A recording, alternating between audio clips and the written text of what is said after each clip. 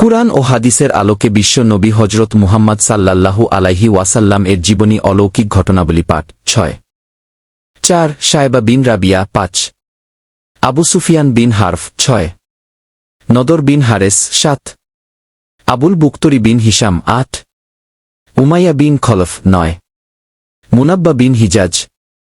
এ ন্যাক্কারজনক হত্যার পরিকল্পনা বাস্তবায়নের জন্য এক সদস্য বিশিষ্ট নীলনকশা বাস্তবায়ন কমিটির সদস্যরা হল 1 আবু জাহল আমর বিন হিশাম 2 আল হাকুম বিন আবুল আস 3 জামা বিন আশওয়াদ 4 নদর বিন হারিস 5 উমাইয়া বিন খলফ 6 উকবা বিন আবু মুইত 7 তুয়াইমাহ বিন আদি 8 আবুল আহাব 9 উবাই বিন খালক 10 নাবাই বিন হাজ্জাজ ও 11 মুনাব্বাহ বিন হাজ্জাজ 624 খ্রিস্টাব্দ 1 হিজরি 8 রবিউল আওয়াল বয়স 5-4 বছর মহানবী সাল্লাল্লাহু আলাইহি ওয়াসাল্লাম ও আবু বকর রাদিয়াল্লাহু আনহু এর মদিনার পথে যাত্রা ও শত্রুরা টের পায়নি।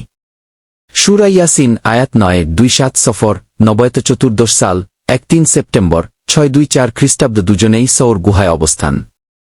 আল্লাহ পাক একাই যথেষ্ট। সূরা তাওবা 6 রুকু মহানবী সাল্লাল্লাহু আলাইহি ওয়াসাল্লামকে হত্যার উদ্দেশ্যে সুরাকা ইবনে মালিকের পশ্চাদ্ধাবন।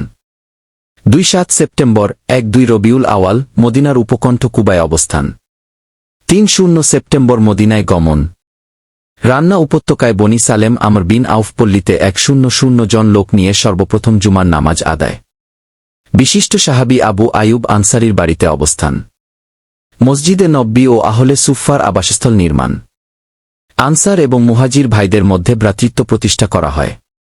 নমুনা নিম্নরূপ মুহাজির 1 হজরত আবু বকর সিদ্দিক রাদিয়াল্লাহু আনহু 2 হজরত ওমর বিন খাত্তাব রাদিয়াল্লাহু আনহু 3 হজরত আব্দুর রহমান বিন আউফ রাদিয়াল্লাহু আনহু 4 হজরত আবু উবাইদা বিন জাররাহ রাদিয়াল্লাহু আনহু 5 হজরত বেলাল বিন রাবাহ রাদিয়াল্লাহু আনহু 6 হজরত তালহা বিন উবাইদুল্লাহ রাদিয়াল্লাহু আনহু 7 হজরত সালমান ফার্সি রাদিয়াল্লাহু আনহু 8 হজরত উসমান বিন আফফান রাদিয়াল্লাহু আনহু। আনসার 1 হজরত খারেজা বিন জুহাইর রাদিয়াল্লাহু আনহু 2 হজরত উৎখান বিন মালেক রাদিয়াল্লাহু আনহু 3 হজরত সাদ বিন রাবি রাদিয়াল্লাহু আনহু 4 হজরত সাদ বিন মুয়াশ রাদিয়াল্লাহু আনহু 5 হজরত আবু রুয়াইহা রাদিয়াল্লাহু আনহু 6 হজরত কাব বিন মালেক রাদিয়াল্লাহু আনহু 7 হজরত আবু দারদা রাদিয়াল্লাহু আনহু 8 হজরত আউস বিন ছাবেত রাদিয়াল্লাহু আনহু। মদিনার বিশিষ্ট ইহুদি পণ্ডিত আবদুল্লাহ ইবনে সালামের ইসলাম গ্রহণ। আউস ও বাইরাজ গোত্রের ইসলাম গ্রহণ। হজরত হামজা রাদিয়াল্লাহু আনহুকে একটি অভিযানে প্রেরণ। মদিনার ইহুদি ও পৌত্তলিকদের নিয়ে বিখ্যাত মদিনার সনদ সম্পাদন। আজান প্রবর্তন বিশিষ্ট সাহাবী আসাদ ইবনে জুরারার ইন্তিকাল। জোহর ও আসরের নামাজ 2 রাকাতের স্থলে 4 রাকাতের বিধান প্রবর্তন। বিশিষ্ট সাহাবী ইরানের সালমান ফার্সির ইসলাম গ্রহণ। 625 খ্রিস্টাব্দ 2 হিজরি বয়স 5 বছর কাবা শরীফকে কিবলা নির্ধারণ। আবওয়া নামক স্থানে ইসলামের প্রথম যুদ্ধাভিযান। উবাইদা ইবনে হারিসের নেতৃত্বে অভিযান। হজরত আলীর সাথে মহানবী সাল্লাল্লাহু আলাইহি ওয়াসাল্লামের 4 কন্যা ফাতিমার বিবাহ। সমুদ্র উপকূলের দিকে হামজার নেতৃত্বে অভিযান। বুয়াত ও গোজওয়ায়ে সাফওয়ানা নামক 2টি অভিযান। মক্কার কুজ ইবনে জাহাসের নেতৃত্বে একদল সেনার মদিনা আক্রমণ। মক্কার আবদুল্লাহ ইবনে জাহাসের নেতৃত্বে হিজাজের দিকে সামরিক অভিযান। আবু সুফিয়ানের বাণিজ্য কাফেলার গতিরোধ। সর্বপ্রথম জিহাদের নির্দেশ সম্বলিত আল কোরআনের সূরা আল হাজবের 3-9 ও 4-0 আয়াত অবতীর্ণ। মুসলমানদের উপর রোজা ও জাকাত ফরজ করা হয়।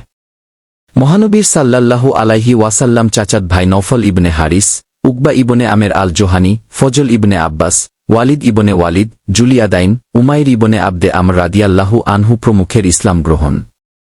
যুদ্ধ ও খণ্ডযুদ্ধের বিবরণ প্রিয়নবী হজরত মুহাম্মদ সাল্লাল্লাহু আলাইহি ওয়াসাল্লাম 2-7টি যুদ্ধে অংশগ্রহণ করেন।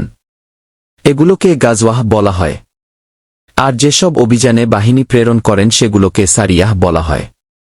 মদিনা ইসলামী রাষ্ট্র ঘোষিত হওয়ার পর অপ্রতিরোধ্য মুসলিম শক্তিকে নির্মূলের সর্বাত্মক প্রচেষ্টা চালাতে থাকে। আল্লাহ পাক এজন্য সূরা হাজব এর 3-9 ও 4-0 আয়াতে আনুষ্ঠানিকভাবে যুদ্ধ ফরজ করেছেন। أذن للذين يقاتلون بأنهم ظلموا وإن الله على نصرهم لقدير الذين أخرجوا من ديارهم بغير حق إلا أن يقولوا ربنا الله ولولا دفع الله الناس بعضهم ببعض لهدمت صوامع وبيع وصلوات ومساجد يذكر فيها اسم الله كثيرا ولينصرن الله من ينصره إن الله لقوي عزيز অর্থাৎ 3 যুদ্ধের অনুমতি দেয়া হলো তাদেরকে যাদেরকে আক্রমণ করা হচ্ছে কারণ তাদের উপর নির্যাতন করা হয়েছে নিশ্চয় আল্লাহ তাদেরকে বিজয় দানে সক্ষম 4 যাদেরকে তাদের নিজ বাড়িঘর থেকে অন্যায়ভাবে শুধু এ কারণে বের করে দেয়া হয়েছে যে তারা বলে আমাদের রব আল্লাহ আর আল্লাহ যদি মানবজাতির একদলকে অপর দল দ্বারা দমন না করতেন তবে বিধ্বস্ত হয়ে যেত খ্রিস্টান সন্ন্যাসীদের আশ্রম গির্জা ইয়াহুদীদের উপাসনালয় ও মসজিদসমূহ এখানে আল্লাহর নাম অধিক স্মরণ করা হয় আর আল্লাহ অবশ্যই